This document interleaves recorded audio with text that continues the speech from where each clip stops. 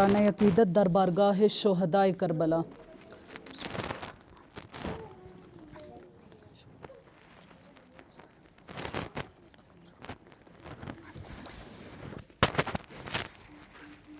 صلوات پڑھے محمد والے محمد۔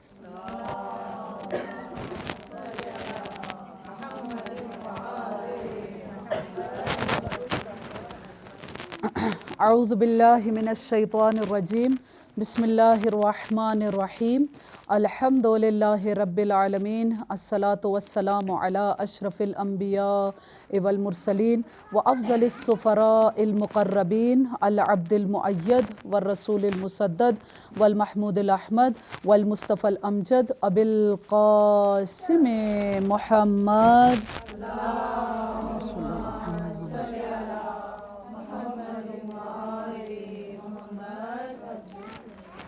وعلى آلہ الطیبین الطاہرین المعصومین المظلومین الذین هم ارکان الایمان وامناء الرحمن وبہم یمسک اللہ السماء ان تقال الارض وبہم یمسک اللہ الارض ان تمید باہلها وبہم تنشر الرحمہ ولولاہ منہم لساخت باہلها لا سیما بقیت اللہ روحی وارواحنا لتراب مقدمہ الفدا الذي يملأ الارض قسطا وعدلا بعدما ملئت ظلما وجورا اللهم اجعلنا من انصاره وعوانه ولا تجعلنا من اعدائه۔ صلوات پڑھے محمد والے محمد۔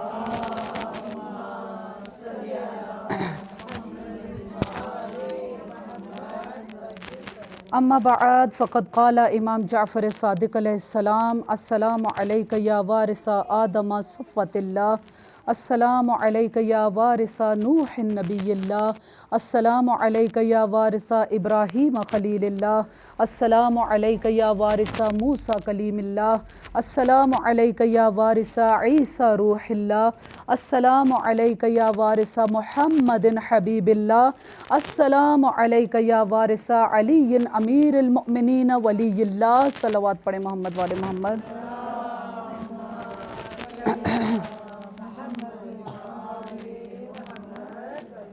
آپ لوگوں کی آواز مجھ سے بلند ہونی چاہیے، آپ تعداد میں اتنے زیادہ ہیں لیکن آپ لوگوں کی آواز مجھ سے کم ہوتی ہے۔ ایک مرتبہ مل کر پرزور انداز میں حسینی و علوی صلوات پڑھیں۔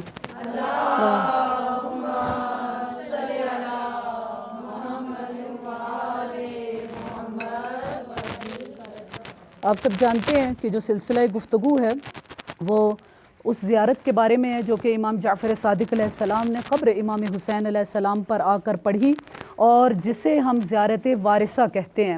کل کی گفتگو یہاں تک پہنچی تھی کہ پروردگار عالم نے، توجہ چاہوں گی پلیز، کہ حضرت آدم علیہ السلام کو دو بیٹے عطا کیے تھے، ایک کا نام قابیل تھا، ایک کا نام حابیل تھا، اور قابیل کے دل میں حابیل کے لیے حسد پیدا ہوتا ہے اور آخرکار وہ کیا کرتا ہے، اس حسد کی بنا پر وہ اپنے ہی بھائی کو قتل کر دیتا ہے۔ ایک بڑے سے پتھر کو اٹھا کر حضرت حابیل علیہ السلام کے سر پر مارتا ہے، جس کے نتیجے میں حضرت حابیل علیہ السلام شہید ہو جاتے ہیں۔ سب سے پہلا خون کا قطرہ، ناحق خون کا قطرہ جو زمین پر بہا وہ حضرت حابیل علیہ السلام کا ہے۔ حالانکہ حضرت آدم علیہ السلام کے دونوں ہی بیٹے تھے، قابیل بھی ان کا بیٹا ہے اور حابیل بھی انہی کا بیٹا ہے، لیکن روایات کیا کہتی ہیں، اگر آپ تاریخ کا مطالعہ کریں، کہ حضرت آدم علیہ السلام کئی دن تک حابیل کی قبر پر بیٹھے رہے اور گریہ کرتے رہے، اور اگرچہ قابیل انہی کا بیٹا ہے، حضرت آدم اس پہلے قاتل پر لعنت کرتے رہے ہیں۔ ہاں، اس کا کیا مطلب ہے کہ شہید کے حصے میں ہمیشہ کیا آتا ہے، آنسو آتے ہیں، اور جو شہید کا قاتل ہوا کرتا ہے پروردگار نے اس کے حصے میں فقط لعنت کا توق ڈالا ہے۔ وارث آدم، توجہ چاہوں گی، وارث آدم امام حسین علیہ السلام ہے۔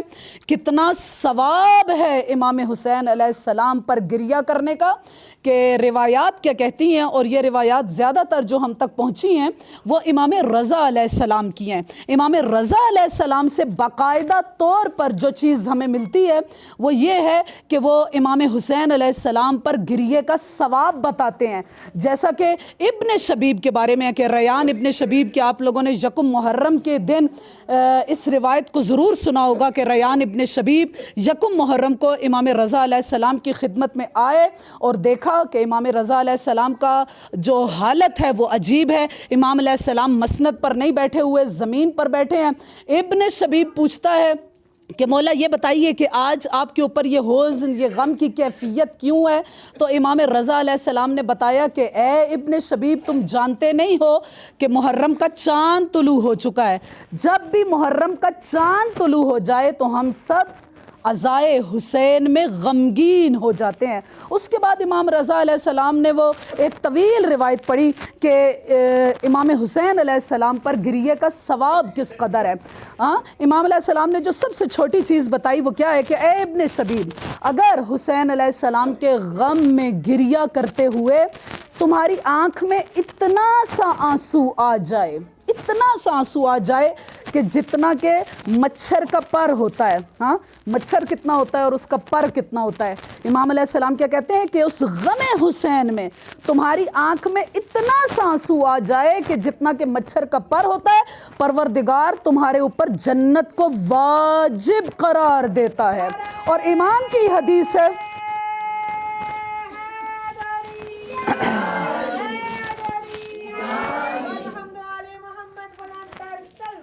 اللہ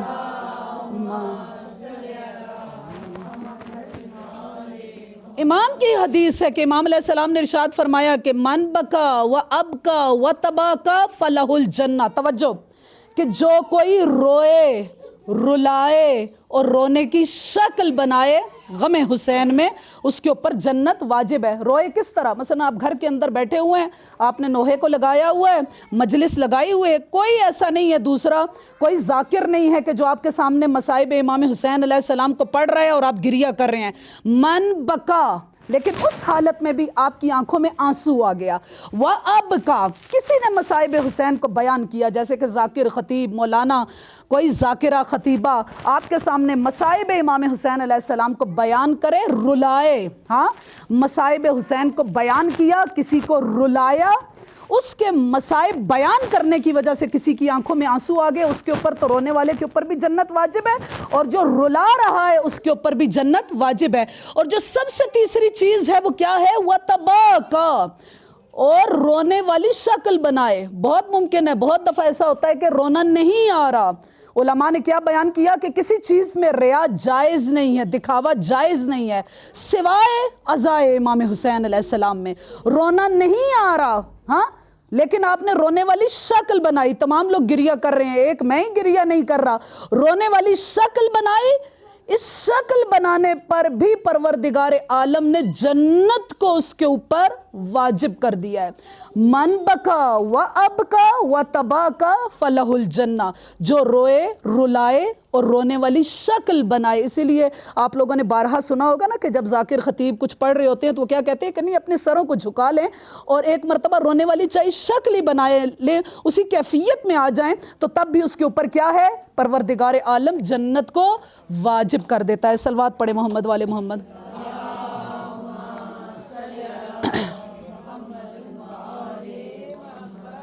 دعا کا، زیارت کا جو اگلا حصہ ہے وہ کیا ہے کہ السلام علیکہ یا وارثہ نوح نبی اللہ، اے نوح نبی اللہ کے وارث، آپ پر ہمارا سلام ہو. نوح علیہ السلام کون ہے؟ آدم کے بعد دوسرا نبی، لیکن پہلا صاحب شریعت نبی وہ حضرت نوح علیہ السلام ہے.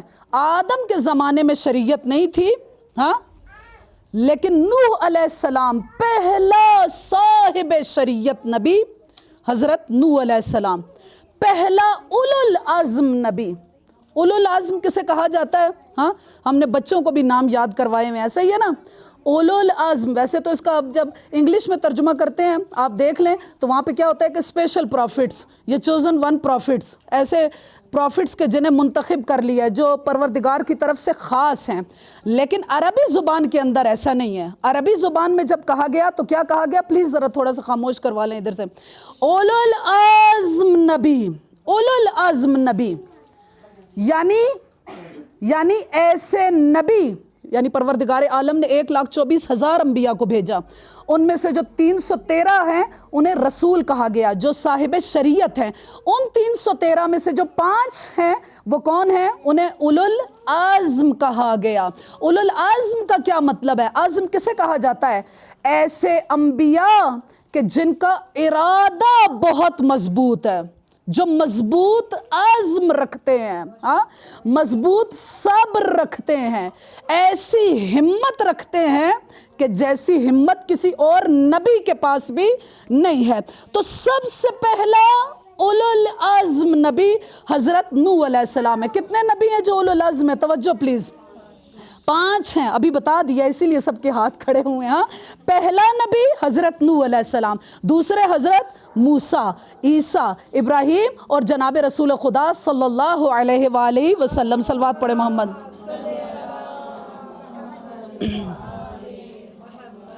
آپ سب جانتے ہیں کہ قرآن میں ایک سورہ ہے وہ بھی حضرت نوح علیہ السلام سے متعلق ہے۔ اتنا عزم، اتنا ارادہ کہ قرآن میں پروردگار عالم جب رسول خاتم کو مخاطب کرتا ہے تو کیا کہتا ہے کہ فَاصْبِرْ كَمَا صَبَرَ اولو العزم۔ پیغمبر آخر کو یہ حکم دیا گیا کہ آپ ایسا صبر کریں کہ جیسا صبر اولو العزم انبیاء نے کیا ہے، گویا کہ ان کے پاس صبر کی طاقت موجود ہے۔ جیسی صبر، جیسی استقامت، جیسا حوصلہ، جیسا عزم، جیسا ارادہ ان انبیاء کے پاس تھا ویسا نبیوں میں بھی کسی کے پاس نہیں ہے۔ ہم لوگ بھی جب ارادہ کرتے ہیں نا، کیونکہ ارادہ ہی سب سے اہم چیز ہوتی ہے، ارادہ کرتے ہیں یہ کر لیں گے وہ کر لیں گے، لیکن بعض دفعہ ہوتا ہے کہ کبھی اس ارادے میں کامیاب ہو جاتے ہیں اور کبھی ایسا ہوتا ہے کہ اس ارادے میں، اس عزم میں کامیاب ہی نہیں ہوئے۔ لیکن ان انبیاء کو کیا کہا گیا کہ یہ اولو العزم ہے۔ کتنا ان کا عزم ہے، کتنا ان کا حوصلہ ہے، کتنی ان کی استقامت ہے، کتنی شجاعت ہے، کتنا ان کا مضبوط ارادہ ہے کہ حضرت نوح علیہ السلام نے 950 سال تک تبلیغ کی، اور اس کے نتیجے میں کتنے لوگ ان پر ایمان لائے؟ چند، اور چند بھی کتنے؟ 9، 11 یا زیادہ سے زیادہ جو تعداد تاریخ میں آتی ہے وہ کتنی ہے کہ 12 یا 15 افراد صرف اس 950 سال میں ان پر ایمان لائے۔ اور جب حضرت نوح علیہ السلام کا ایک مرتبہ حوصلہ وہ کم پڑ گیا تو وہ قرآن کی آیت، سورہ نوح کی آیت ہی کیا کہتی ہے کہ حضرت نوح علیہ السلام نے کیا کہا کہ اس وقت پروردگار سے عذاب کو طلب کیا، اور کیا کہا کہ قال رب انی دعوت لیلا ونہارا فلم یزدہم دعائی الا فرارا، کہ اے پروردگارہ میں دن رات ان کے سامنے تبلیغ کرتا رہا، لیکن میں جتنا ان کو دعوت تبلیغ کرتا رہا اتنا یہ مجھ سے دور ہوتے رہے۔ فلم یزدہم دعائی الا فرارا، جتنا میں ان کو دعوت دیتا تھا یہ فرار ہی کرتے رہے۔ اب کیوں ایسا ہوا؟ توجہ، کیوں ایسا ہوا کہ حضرت نوح علیہ السلام 950 سال تک تبلیغ کر رہے ہیں اور اتنے کم افراد ان پر ایمان لا رہے ہیں؟ کیا نوح علیہ السلام کی اس تبلیغ میں کوئی فرق تھا، کوئی کمی تھی؟ کیونکہ ایسا ہی کہا جاتا ہے نا کہ جیسے علماء بھی تبلیغ کرتے ہیں تو آگے لوگ چینج نہیں ہوئے تو یہ سمجھا جاتا ہے کہ شاید اس عالم میں کوئی کیا ہے کہ کمی ہے۔ عالم میں کمی نہیں ہوتی، عالم میں کمی نہیں ہوتی، جتنا انسانوں کا ظرف ہوتا ہے وہ اتنا ہی اس کو قبول کرتے ہیں۔ امام علی علیہ السلام کا وہ خطبہ نہج البلاغہ کے اندر خطبہ حمام ہے، اور مجھے یاد آ رہا ہے کہ وہی کہ حمام جب امام علیہ السلام کی خدمت میں آئے تھے اور آ کر کہا تھا کہ مولا مومنوں کی، متقیوں کی صفات کو بیان کیجئے، تو امام علیہ السلام نے، توجہ چاہوں گی، امام علیہ السلام نے پہلے تو کیا کہا کہ متقی اور مومن وہ ہوتا ہے کہ بس جو واجب کو اس کے اوپر عمل کرتا ہے، حرام سے دور ہوتا ہے۔ پھر حمام کا اصرار بڑھا، کہا کہ نہیں مولا مجھے بتائیے کہ مومن کون ہوتا ہے، متقی کون ہوتا ہے۔ جب اصرار کر رہے حمام تو اب امام علیہ السلام نے کیا کیا، ایک ایک کر کے متقیوں کی صفات کو بتانا شروع کیا۔ اب جب صفات بتائیں، 110 صفات بتائیں، بتانے والے امیر المؤمنین ہیں، سننے والا حمام ہے۔ ادھر امام 110ویں صفت پر پہنچے اور امام نے دیکھا کہ حمام کی روح ہی پرواز کر گئی ہے۔ کسی شخص نے کہا کہ مثلاً حمام پر تو اتنا اثر ہوا، باقیوں پر اتنا اثر کیوں نہیں ہوتا؟ امام علیہ السلام نے بہت بہترین جملہ ارشاد فرمایا، کیونکہ یہی کہا جاتا ہے نا کہ جو امام کا کلام ہوتا ہے وہ کلاموں کا امام ہوتا ہے۔ امام علیہ السلام نے کیا ارشاد فرمایا کہ یہ جو نصیحتیں ہوتی ہیں نا، یہ نصیحت پذیر طبیعتوں کے اندر اثر کیا کرتی ہیں۔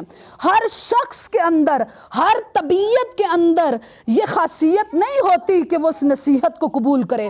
جس طبیعت کے اندر، جس شخص کے اندر وہ ظرف موجود ہوتا ہے، وہی اس نصیحت کو قبول کرتا ہے۔ تو غلطی، کمی جناب نوح کے اندر نہیں تھی، بلکہ اس قوم کے اندر تھی۔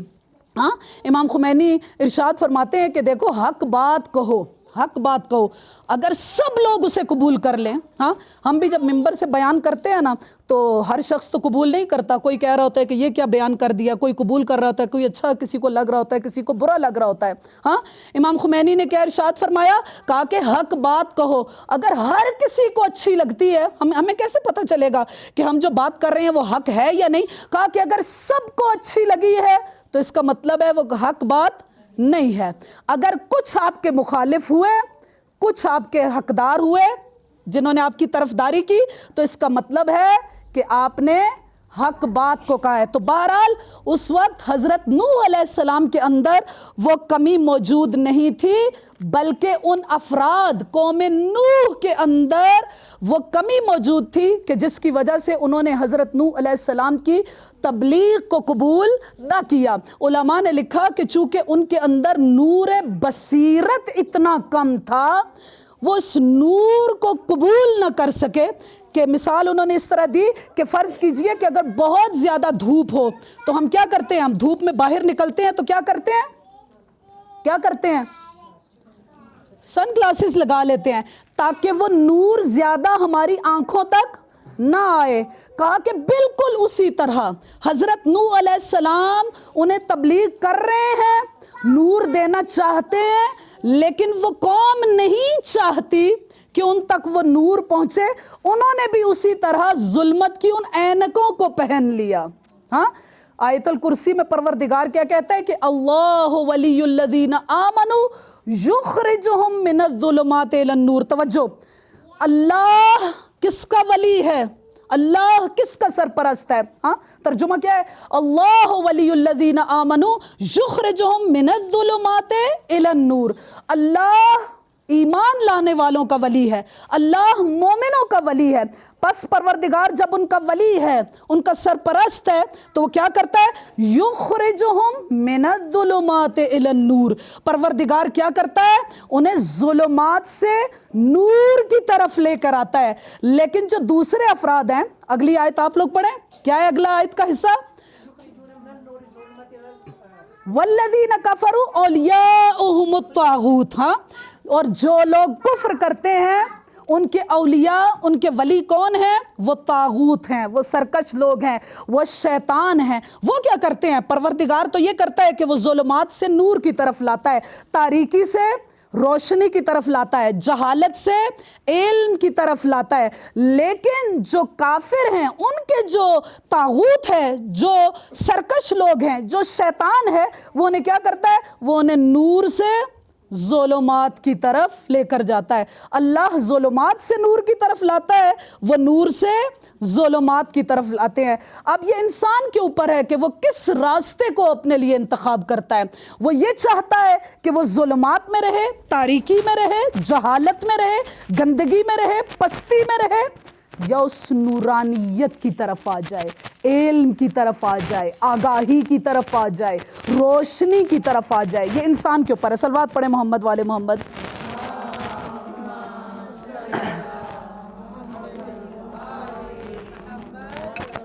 کیونکہ علماء نے یہ لکھا کہ دیکھیے کہ بیمار کا علاج کرنا بہت آسان ہوتا ہے۔ ہاں، مثلا مجھے پتہ چل گیا کہ مثلا میں ہارٹ پیشنٹ ہوں، میں شوگر کی مریض ہوں، مجھے کوئی اور بیماری ہے، جب پتہ چل گیا تو علاج آسان ہو جاتا ہے۔ ایسا ہی ہے نا، علاج آسان ہو جاتا ہے. ڈاکٹر کے پاس گئے, اسے بتایا مجھے یہ ہے یہ ہے یہ, اس نے آپ کے لیے دوائی لکھ کر دے دی. لیکن آپ نے بہت سارے ایسے افراد کو دیکھا ہوگا جو اپنے آپ کو بیمار ہی نہیں سمجھتے. ان کو جتنا کہا جائے کہ آپ کو مثلا ہائی بلڈ پریشر ہے, آپ شوگر کے مریض ہیں, تو وہ کیا کہتے ہیں کہ نہیں, ہمارے اندر یہ بیماری ہی نہیں ہے. جو اپنے آپ کو بیمار ہی نہ سمجھے اس کا علاج ناممکن ہے. تو قوم نوح کی بھی یہی حالت تھی. توجہ, صلوات پڑھیں محمد والے محمد.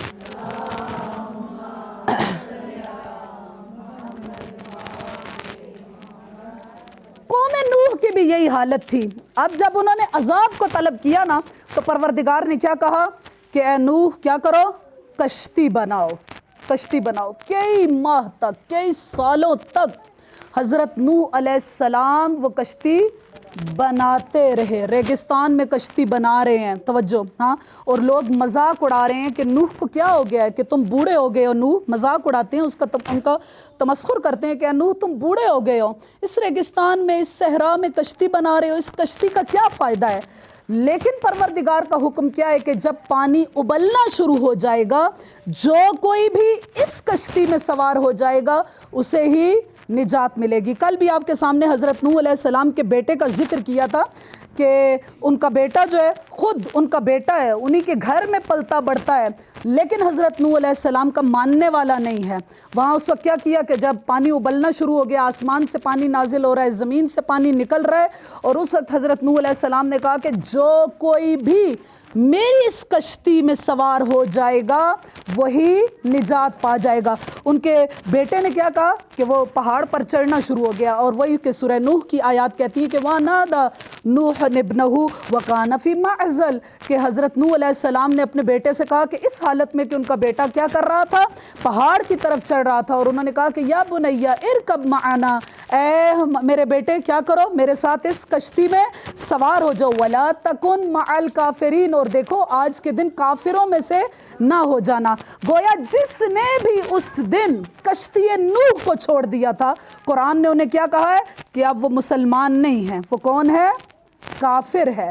وَلَا تَكُنْ مَعَ الْكَافِرِينَ, اور دیکھو کافروں کے ساتھ نہ ہو جانا. نوح کی میراث کیا چیز ہے, نوح کی میراث کیا چیز ہے, وہ سفینہ نجات ہے. آج کے دن جو کوئی بھی میری کشتی میں سوار ہو گیا وہ نجات پا گیا. اب جو وارث نوح ہے, ہاں, ان کے بارے میں بھی کیا کہا گیا کہ ان الحسین مصباح الہدی والسفینۃ النجات, کہ بے شک حسین مصباح ہدا ہیں اور کشتی نجات ہیں. رسول خدا کی دوسری حدیث کیا ہے کہ مثل اہل بیتی کا سفینۃ نوح, کہ میرے اہل بیت کی مثال کشتی نوح کی طرح ہے. جو کوئی اس میں سوار ہو جاتا ہے, جو کوئی ان کو ماننا شروع کر دیتا ہے, جو ان کا ہم عقیدہ ہو جاتا ہے, وہ نجات پا جاتا ہے. اور جو کوئی اس کشتی نوح سے تخلف کر لیتا ہے, دور ہو جاتا ہے, وہ ہلاک ہو جاتا ہے. صلوات پڑھ لے محمد والے محمد. اللہم صلی. جس طرح حضرت نوح علیہ السلام, جس طرح حضرت نوح علیہ السلام بار بار اپنی قوم کو اپنی طرف بلاتے رہے, اللہ کی طرف بلاتے رہے, وارث نوح بھی کیا ہے, بار بار ان کو اپنی طرف بلاتے ہیں. امام حسین علیہ السلام کا جب قافلہ مدینہ سے نکلتا ہے, امام علیہ السلام مدینہ سے نکلے, بہت حیرت ہوتی ہے کئی دفعہ کہ جب ہم ان چیزوں کو پڑھتے ہیں کہ نہ جانے کس طرح کے مسلمان تھے. امام حسین علیہ السلام 4 ماہ اور 8 دن تقریباً یا 5 دن تقریباً مکہ میں رہے. اتنے مہینے امام علیہ السلام اپنے وطن کو چھوڑ کر مکہ میں رہ رہے ہیں اور کسی پر کوئی اثر نہیں ہو رہا. وارث کعبہ, وارث انبیاء, ہاں, رسول کا نواسہ, اپنے احرام کو عمرہ میں تبدیل کر کے وہاں سے جا رہے ہیں اور کسی پر کچھ اثر نہیں ہوتا. ہاں, امام علیہ السلام نے کعبہ کو مخاطب کیا ہے, کعبہ میں تجھے چھوڑ کر جا رہا ہوں, اب حسین واپس نہیں آئیں گے. حضرت عباس کا خطبہ کہ انشاءاللہ آئندہ کی کسی مجلس میں ضرور بیان کروں گی. امام علیہ السلام مکہ کو چھوڑ کر جا رہے ہیں. ہونا کیا چاہیے تھا کہ تمام لوگ اس وقت کیا کرتے, روک لیتے یا کہتے کہ نہیں مولا ہم بھی آپ کے ساتھ ہی جائیں گے. ہاں امام علیہ السلام کربلا آئے, کتنے افراد امام کے ساتھ ہیں, اور اس پورے سفر میں ایسا نہیں ہے کہ امام علیہ السلام لوگوں کو اپنی طرف بلاتے نہیں رہے. اس سفر میں جب امام علیہ السلام مکہ سے نکلے ہیں یا مدینہ سے نکلے ہیں, مجھے صحیح کنفرم نہیں ہے, ابھی میرے ذہن میں نہیں ہے, کہ ایک شخص ہے جس کا نام عبداللہ بتایا جاتا ہے, اور اس نے شہر سے باہر ایک بہت بڑی اپنی سرزمین بنائی ہوئی ہے, کھیت اور باغات اور اس طرح کی چیزیں ہیں, اور وہ حسین علیہ السلام کی عظمت سے بھی آگاہ ہے. یعنی کس چیز سے پتہ چلے گا کہ وہ جانتا ہے کہ امام علیہ السلام کا مقام اور ان کی عظمت کیا ہے, کہ امام علیہ السلام کے قافلے کو دیکھا تو پوچھتا ہے کہ امام آپ کہاں جا رہے ہیں, توجہ, امام آپ کہاں پر جا رہے ہیں, کہا کہ میں عازم کربلا ہوں. جانتا ہے کہ امام علیہ السلام کس عظمت کے مالک ہیں, کہا کہ مولا یہاں پر میں نے اپنے کھیت بنائے ہوئے ہیں, ہاں باغات ہیں, میرے درخت ہیں, مولا میرا ایک کنواں ہے, اس میں پانی نہیں ہے, خشک ہو چکا ہے, توجہ خشک ہو چکا ہے, مولا آپ دعا کیجئے کہ پروردگار اس میں مجھے پانی عطا کرے. یعنی جانتا ہے کہ امام علیہ السلام کون ہے, اور امام علیہ السلام اگر دعا کریں گے تو امام کی دعا کے اندر کیا اثر ہوگا. امام علیہ السلام اس کنویں کے پاس آئے اور آ کر دعا کی, فوراً پانی اوپر آ گیا. ہاں جانتا ہے کہ امام علیہ السلام کس شخصیت کے مالک ہیں. ہاں اس وقت امام علیہ السلام نے کیا کہا, کہا کہ اے عبداللہ کیا ہمارے ساتھ کربلا نہیں جاؤ گے. کہا کہ مولا دیکھتے ہیں کہ میرا کتنا بڑا کاروبار ہے, میرے کتنے کھیت ہیں, ہاں جتنا پیسہ چاہیے لے لیں, جتنے گھوڑے چاہیے لے لیں, جتنا سامان سفر چاہیے لے لیں, لیکن مولا میں آپ کے ساتھ جانے کے لیے تیار نہیں ہوں. امام علیہ السلام نے کیا کہا, کہا کہ مجھے تمہارے گھوڑوں کی ضرورت نہیں ہے, مجھے تمہارے اس پیسے کی, اس جائیداد کی ضرورت نہیں ہے. ہاں مجھے کس چیز کی ضرورت ہے, مجھے تمہاری ضرورت ہے, مجھے افراد کی ضرورت ہے. صلوات پڑھ محمد والے محمد.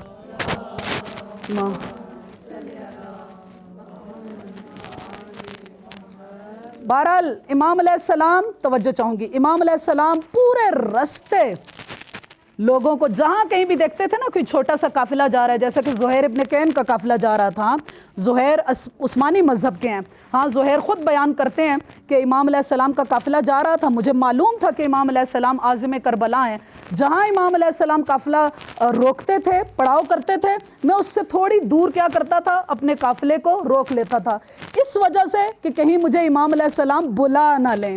لیکن جس کے اندر وہ نور بصیرت موجود ہوتا ہے نا, اگرچہ زہیر ابن کین عثمانی مذہب کے ہیں, لیکن امام علیہ السلام نے, روایات کیا کہتی ہیں کہ غالباً علی اکبر کو بھیجا یا اپنے کسی فرزند کو بھیجا کہ جاؤ زہیر کو بلا کر لاؤ.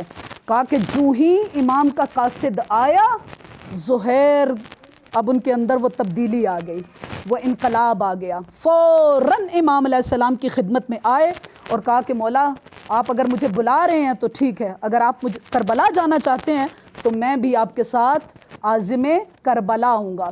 امام علیہ السلام روز عاشورہ, اگر امام علیہ السلام کے خطبات دیکھیں, اگرچہ امام علیہ السلام نے لمبی لمبی تقریریں نہیں کی, چھوٹے چھوٹے جملے کہے, لیکن روایات کیا کہتی ہیں کہ جب امام کسی گھوڑے پر سوار ہو کر, کسی اونٹ پر سوار ہو کر آتے تھے اور ان کے سامنے بیان کرتے تھے کہ دیکھو پہچان لو کہ میں کون ہوں, ہاں تم کس شخصیت کو قتل کرنے کے لیے آئے ہو, تو روایات کیا کہتی ہیں کہ فوراً وہ اپنے گھوڑوں کو ہلہلا کرنا شروع کرتے تھے کہ تاکہ وہ گھوڑے شور مچائیں اور ہم امام علیہ السلام کی آواز کو نہ سن سکیں. اسی لیے تو اصحاب کربلا کا مقام اتنا بلند ہے, اتنا بلند ہے کہ امام علیہ السلام نے کیا کہا کہ جیسے اصحاب مجھے ملے ہیں, ہاں جیسے اصحاب مجھے ملے ہیں ویسے اصحاب نہ میرے بابا علی کو ملے, نہ میرے بھائی حسن کو ملے, نہ میرے نانا رسول کو ملے.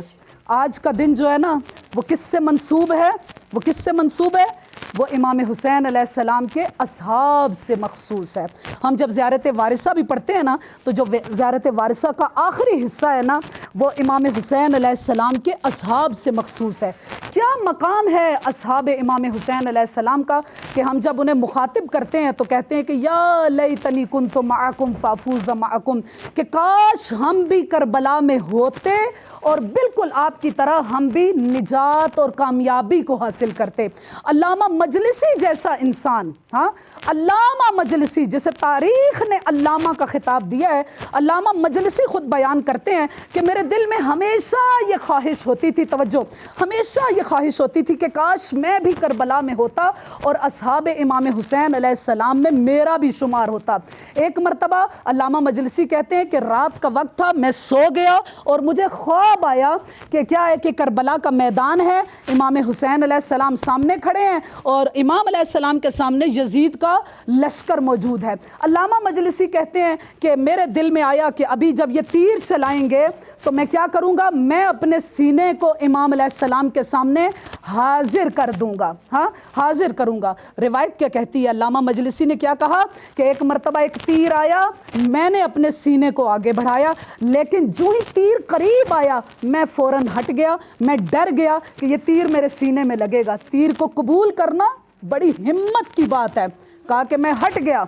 دوسری مرتبہ پھر کیا ہوا، کہا کہ میں نے دیکھا کہ ایک اور تیر آ رہا ہے، میں پھر ہٹ گیا، لیکن میرے دل میں خیال آیا کہ اے مجلسی، تم جو ہر مرتبہ ہٹ جاتے ہو، ہاں ہر مرتبہ ہٹ جاتے ہو، یہ تیر کس کو لگ رہے ہیں؟ میرے پیچھے تو امام حسین علیہ السلام موجود تھے، شاید یہ تیر حسین کو لگ رہے ہیں۔ علامہ مجلسی کہتے ہیں جو ہی میرے دل میں خیال آیا میں نے پیچھے مڑ کے دیکھا، حسین تو نہیں ہے لیکن حبیب اپنے سینے کو چوڑا کر کے کھڑے ہیں۔ اے مجلسی، اصحاب حسین ہونا کوئی آسان بات نہیں ہے، اپنے آپ کو تیروں کے سامنے کرنا کوئی آسان بات نہیں ہے۔ اے حبیب ابن مظاہر، وہ انسان کہ جسے حسین جیسی شخصیت نے مرد فقیہ کہا، وہ شخصیت کہ حسین علیہ السلام نے صرف ایک شخصیت کو خط لکھ کر بلایا ہے جسے ہم حبیب ابن مظاہر کہتے ہیں، کتنا یقین ہے امام حسین علیہ السلام کو اپنے حبیب پر۔ ایک مرتبہ قاصد کو روانہ کیا، کوفہ کے حالات بڑے عجیب ہیں، آپ لوگ جناب مسلم کے حالات میں سن چکے ہیں کہ کوفہ میں کرفیوں کا نظام ہو چکا ہے، کسی کو باہر جانے کی اجازت نہیں ہے، نہ جانے کس طرح قاصد حسین حبیب کے دروازے تک پہنچتا ہے۔ ایک مرتبہ دک الباب ہوا، حبیب اور ان کی زوجہ کھانا کھا رہے ہیں، جب دروازے کو کھولا پوچھا کہ تو کون ہے، کہا کہ انا برید الحسین، میں حسین کا قاصد ہوں۔ فوراً حبیب کیا کہتے ہیں، اے زوجہ دیکھ اللہ کی رحمت ہمارے گھر میں آ گئی، اللہ کا نمائندہ ہمارے گھر میں آ گیا۔ اب خط کو کھولا، خط میں کیا لکھا ہوا ہے، اے حبیب ہم کربلا میں آ چکے ہیں، اے حبیب میں تمہیں نہ بلاتا لیکن کیا کروں، میرے ساتھ زینب ام کلثوم بھی ہے۔ فوراً ارادہ کیا، کربلا جانے کا ارادہ کیا، غلام کو پہلے بھیجا کہ گھوڑے کو لے جا فلاں جگہ پر کوفہ کے باہر جانا اور جا کر میرا انتظار کرنا۔ غلام گیا، گھوڑے کو لے کر فلاں جگہ پر جو حبیب نے بتائی تھی اسی جگہ پر کھڑا ہو گیا۔ حبیب کو پہنچنے میں تھوڑی دیر ہوئی کہ غلام گھوڑے سے کیا کہہ رہے ہیں، دیکھیے حبیب کا غلام ہے نا، کیا کہہ رہے ہیں کہ گھوڑے فکر نہ کرنا، اگر حبیب نے آنے میں دیر کر دی نا میں خود تجھ پر سوار ہوں گا، تجھے کربلا لے کر جاؤں گا، تجھے حسین کے پاس پہنچاؤں گا۔ حبیب نے اپنے غلام کو سینے سے لگایا۔ ادھر روایت کیا کہتی ہے کہ جب حبیب کربلا پہنچے نا دور سے گرد اٹھ رہی ہے، ارے بی بی زینب کو بڑی تسلی ہوئی کہ ادھر جو یزید کے لشکروں پر لشکر آ رہے ہیں، ارے کوئی حسین کا بھی آ رہا ہے۔ ادھر جب حسین علیہ السلام نے دیکھا کہ حبیب گھوڑے پر سوار آ رہے ہیں، فوراً کیا کہا، علی اکبر آگے بڑھو، عباس آگے بڑھو، میرا حبیب آ گیا۔ الا لعنت اللہ علی القوم الظالمین وسیعلم الذین ظلموا ای منقلب ینقلبون۔ یا اللہ یا محمود بحق محمد، یا علی بحق علی، یا فاطر بحق فاطمہ، یا محسن بحق حسن، یا قدیم الاحسان بحق حسین علیہ السلام۔